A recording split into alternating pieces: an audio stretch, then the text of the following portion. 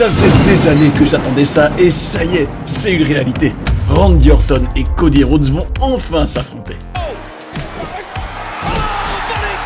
Le rendez-vous est pris pour Night of Champions avec une couronne de roi à la clé et un title shot à SummerSlam. Qui va gagner? Attrapez-vous un thé à la menthe et discutons de tout ça. Vous êtes bien sur Johnny Catch, mon avis tranché sur Cody Rhodes contre Randy Orton à Night of Champions. C'est parti. J'en reviens pas à dire.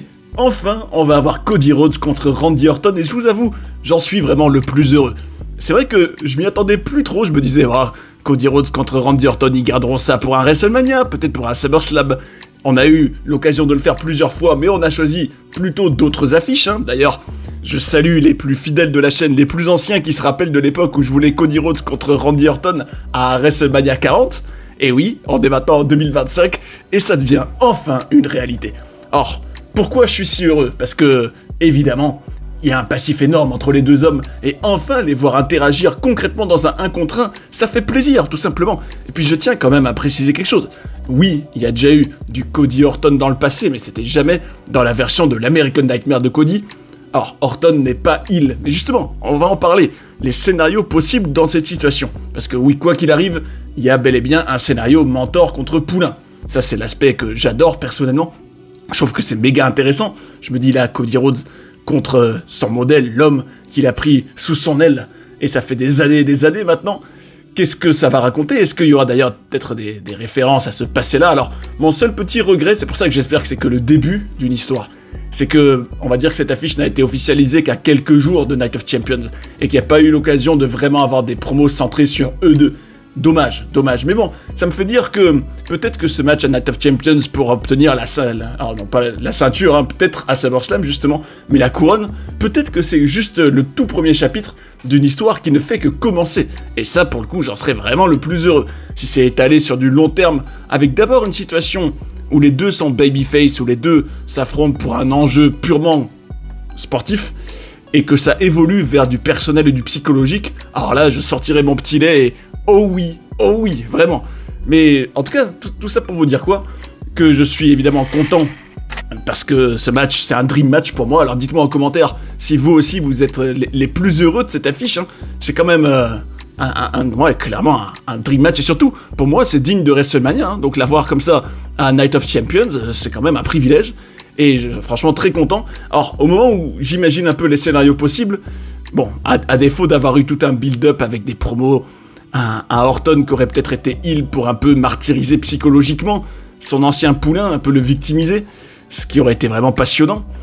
Ou alors l'inverse, peut-être un Cody Rhodes qui serait arrivé en tant que heel, qui aurait peut-être été ramené à la raison par son idole. À défaut de ça, on est en tout cas pour le moment sur un face contre face. Donc je me dis, bon, ça c'est une situation idoine, à moins que la WWE soit flemmarde, ce qui m'étonnerait pas du tout d'elle, vous avez bien compris ce que je pense de la créativité limitée de la WWE actuelle, mais en tout cas, c'est une situation propice à heel turn de l'un ou de l'autre. Je me dis, un scénario qui pourrait très bien arriver, et imaginez Cody Rhodes qui bat Randy Orton dans un match, en plus il a été très serré, qu'Orton est passé pas loin, qu'Orton a peut-être eu l'occasion, je mettrai ma petite pièce dessus, c'est typiquement une scène où je me dis ça, c'est forte chance que ça arrive. Orton qui pourrait faire un punt kick à Cody pour l'achever et gagner l'opportunité, mais qui ne le fait pas et qui après le regrette. En gros, exactement ce qu'ils avaient fait, bon, pas avec le punt kick, mais ça y ressemble, entre Cody Rhodes et Kevin Owens à l'automne 2024. Ça, ce serait très bien possible. D'ailleurs, c'est très probable même, je pense. Un Orton qui, du coup, regretterait et qui en voudrait à Cody de l'avoir achevé, lui, peut-être, et qui pourrait, par exemple, qui sait, intervenir dans le match de Cody Rhodes à SummerSlam contre John Cena. Très bien possible, ça. Très bien possible. Bon, est-ce que ça me plairait? Oui. Enfin, surtout on va dire, ce à quoi ça peut mener me plairait. En gros, un Orton heel qui s'en prend à Cody. Déjà, Orton qui redevient heel, pour moi il a toujours été meilleur en heel, ça se vérifie largement, alors quand bien même Orton je l'adore, Orton il est larger than life, c'est un cador, c'est un taulier, et toujours un plaisir de le voir, mais Orton en heel c'est inégalable, il est largement meilleur en heel. Et s'il pouvait nous ressortir, comme il avait fait en 2020, revenir à ses fondamentaux et redevenir un peu un heel psychopathe, ne serait-ce que pour défier Cody Rhodes et rappeler le passé, justement, où quand ils étaient en clan ensemble, dans la Legacy, Orton était un psychopathe, justement, donc ce serait que logique de revenir à ce personnage. Donc, si ça mène à ça, j'en serais le plus heureux. Et qui sait, peut-être que... Alors, est-ce que WrestleMania, c'est trop loin? Est-ce que Cody Rhodes contre Randy Orton serait construit dès l'été pour le prochain WrestleMania? Ça m'étonnerait. C'est quand même du storytelling de très long terme, hein, mais bon, peut-être, hein, qui sait. Ou alors, on fait cette affiche-là pour un Survivor Series, ça aurait de la gueule. Ça se trouve, ce serait Cody Rhodes contre Randy Orton à Paris, hein, le fameux show à Paris, qui sait. C'est ça qui m'excite, c'est qu'il y a vraiment des possibilités. Ou alors, ça peut être le contre-pied total, mais bon, je pense pas que Cody Rhodes fasse le heel turn tout de suite. D'ailleurs, on avait appris dans les news que The Rock avait poussé pour que Cody Rhodes fasse son heel turn il y a quelques mois, mais que Triple H y était opposé. Et pour le coup, je suis plutôt d'accord, je me dis, Cody Rhodes, il vaut mieux d'abord raconter tout ce qu'il a raconté en tant que face avant de passer au heel turn. Notamment, évidemment, donc finir toute cette histoire avec le final boss, je trouve.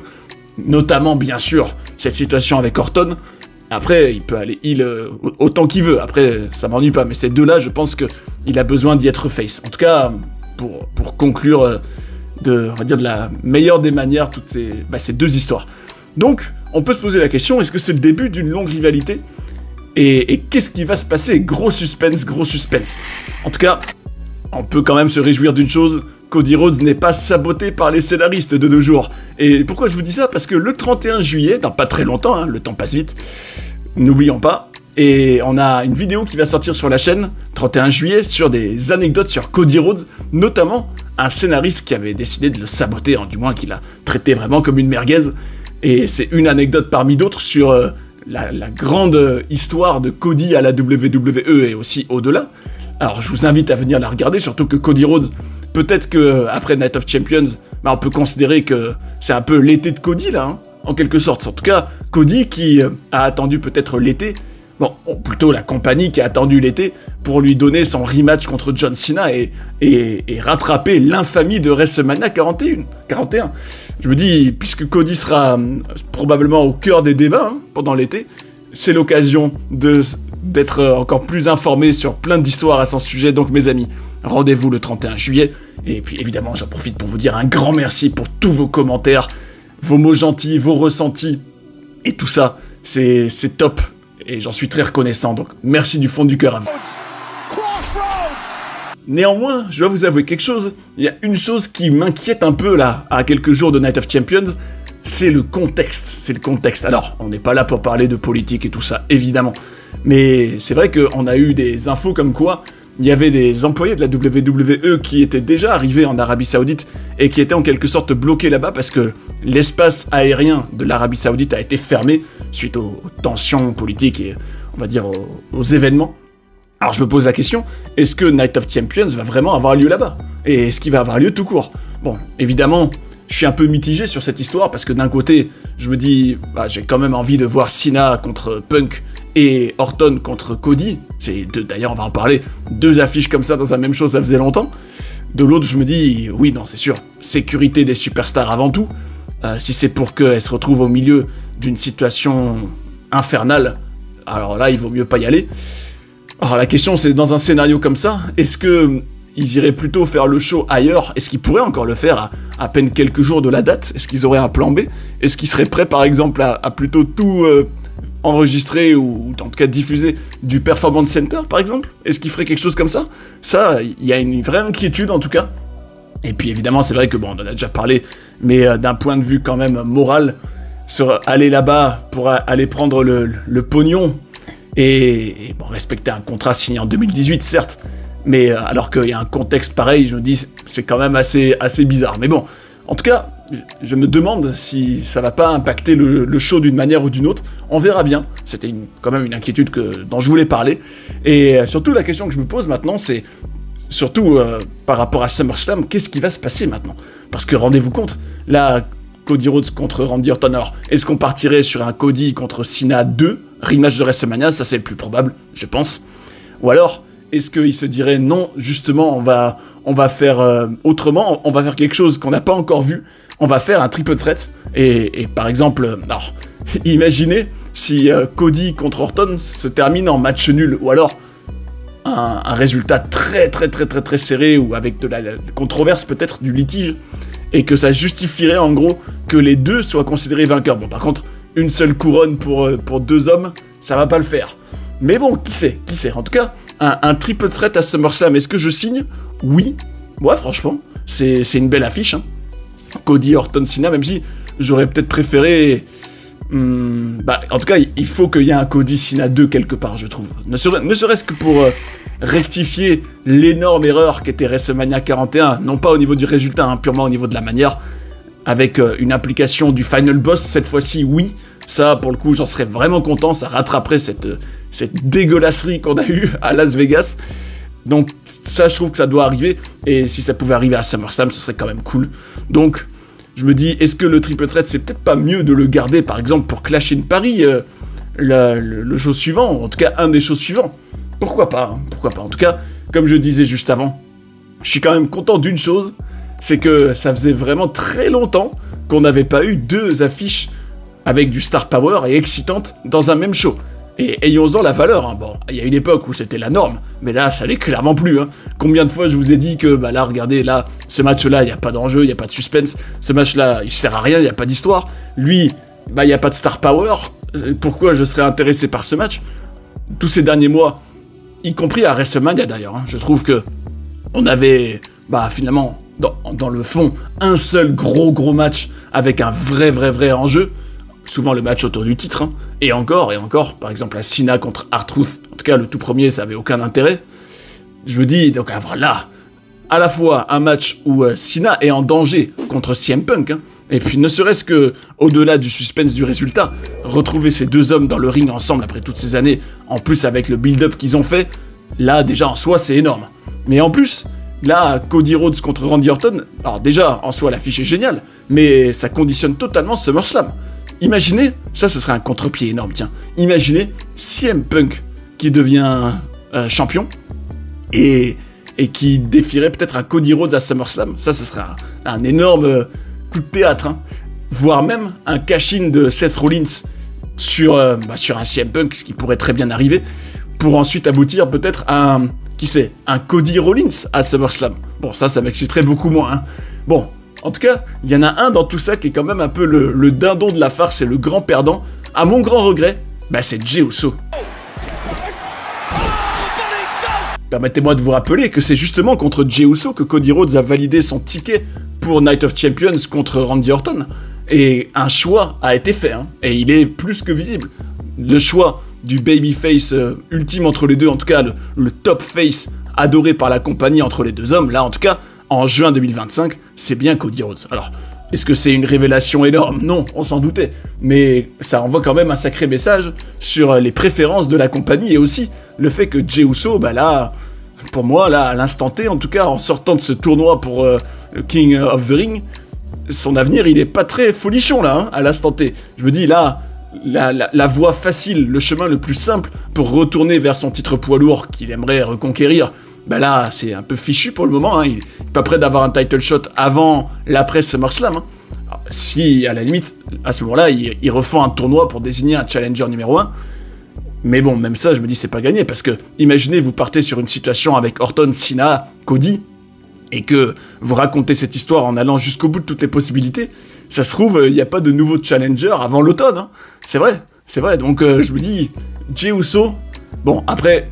lui, ça concernerait plutôt le titre poids lourd, c'est sûr, mais même le titre poids lourd, à l'instant T, je me dis, bah t'as Rollins qui pourrait faire le cash-in, t'as Gunther, Goldberg, peut-être que... Alors, la chance de Jey, ce serait peut-être que pour SummerSlam, ils organisent une compétition pour désigner le challenger, probablement de Gunther, ou alors de Rollins s'il a fait le cash-in à Saturday Night's Main Event. D'ailleurs, quel dommage que le match Goldberg-Gunther soit pas aussi... à Night of Champions, bon, même si je vous ai déjà dit ce que je pensais de cette affiche, mais quitte à la faire, pourquoi pas l'avoir mise aussi, plutôt que de faire, oui, Atlanta, il retourne sur ses terres, bravo Bill, bravo, c'est bien, Holberg, c'est bien. Je me dis, faites-le plutôt à Night of Champions, que toutes les ceintures soient défendues, nom d'un chien. C'est quand même le principe du show, non? Bon, ça m'excède, mais bon, on va pas parler de ça aujourd'hui. En tout cas, je me dis, peut-être un scénario, oui, pour Jey Uso, ce serait de se retrouver en challenger pour SummerSlam, pour un rematch, lui aussi, de WrestleMania contre Gunther. Mais même ça, j'ai l'impression qu'on l'a vu 10 fois déjà, donc je me dis, peut-être que justement, tout ça, c'est pour mener à un Jey Uso contre Seth Rollins à SummerSlam. En tout cas, je suis quand même un peu concerné par l'avenir de Jey, là. Je me dis, là, attention, main event Jey Uso, le dépush est quand même assez important, là. On va voir ce que ça devient. D'ailleurs, je signale aussi que dans ce fameux tournoi, là, pour le King of the Ring, il y avait eu aussi donc Randy Orton contre Sami Zayn. Heureusement, là, je me dis, heureusement, la Triple H et la WWE, là, ils ont choisi le Star Power et l'affiche clinquante entre Orton et Rhodes, plutôt que de nous sortir un Sami Zayn. Alors, bon, attention, hein, encore une fois, si vous êtes fan de lui, je respecte. J'apprécie certaines qualités de Sami Zayn, hein, je trouve qu'il a un potentiel comique extraordinaire, et quand il était autour de la Bloodline, c'était très intéressant. Il peut avoir aussi un peu ce côté underdog à la Daniel Bryan, mais par contre, au bout d'un moment, il faut arrêter un peu avec lui, quoi. Il n'y a pas que Sami Zayn dans la vie, et pour moi, vous m'enlèverez jamais de l'idée que Sami Zayn, c'est un type que je peux croiser dans la rue tous les jours, et qui a rien d'une star. Point barre. Et alors, si vous trouvez que c'est une star, tant mieux pour vous, mais je trouve que par exemple, quand on voyait Orton contre Zayn, j'avais l'impression de voir un homme et une méga star contre un gamin, voire même un badaud qui sort tout droit de la rue. Je me dis, rien à faire dans le même ring qu'Orton, quoi. Donc, je me dis, Sami Zayn, tant mieux que c'est un peu mis en veilleuse, là, qu'on arrête de le mettre en avant pour des trucs en solo importants. Je trouve qu'il est vraiment très limité. Et donc ça, j'en suis quand même heureux. Et j'ai vu que Sami Zayn semble parti sur une rivalité contre Karrion Kross. Alors, je me dis, le bon côté de ça, c'est que Karrion Kross va enfin avoir un match en Premium Live Event à Night of Champions, apparemment. Et surtout, va enfin être utilisé créativement. Or, la manière me laisse un peu ni chaud ni froid. Je me dis, ouais, Zayn contre Kross, ok. Bon.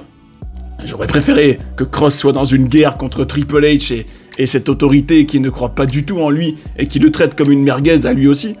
À suivre, on verra bien. Je trouve en tout cas qu'ils ont largement raté le coche avec Karrion Kross et Ron Killings, parce qu'ils auraient pu faire de fou créativement avec eux. Mais bon, en tout cas, revenons à nos moutons. On a un SummerSlam qui s'en vient où des scénarios sont possibles. Avant ça, un Night of Champions très excitant. Et espérons qu'en termes d'excitation, en termes de hype, en termes d'intelligence scénaristique, la WWE donne vraiment le maximum et qu'on passe un bel été avec des belles affiches. Finalement, rien que ça déjà, quand on voit la bouse de tous ces derniers mois, c'est déjà une très bonne chose. Allez, ciao! D'ailleurs, si vous avez envie de découvrir des documentaires sur des personnages incroyables ou d'apprendre plein de coulisses et de controverses de la WWE, j'ai tout ce qu'il vous faut ici.